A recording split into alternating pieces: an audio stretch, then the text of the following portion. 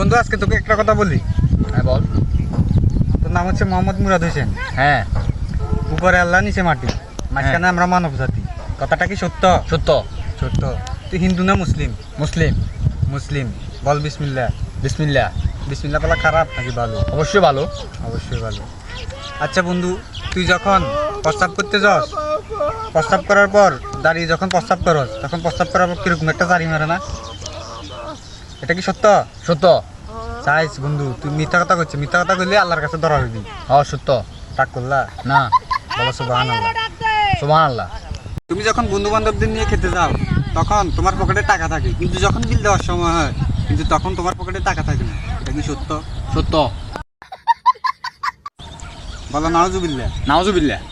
তারপর তুমি যখন রাত্রে অনেকগুলো মেয়ের সাথে কথা বলো, মেয়েরা যখন তোমার কাছে রিচার্জ চায়, তুমি তখন রিচার্জ দিতে পারো, কিন্তু কোনো বন্ধু যখন তোমার কাছে টাকা হলার চায়, তখন তুমি টাকা হলার দিতে পারো না, তোমার কাছে টাকা থাকে না। কথাটা কি সত্য নাকি মিথ্যা? সত্য। রাগ করলা? না। বলো আস্তাগফিরুল্লাহ। আস্তাগফিরুল্লাহ। শেষ একটা কথা বলি তোমারে।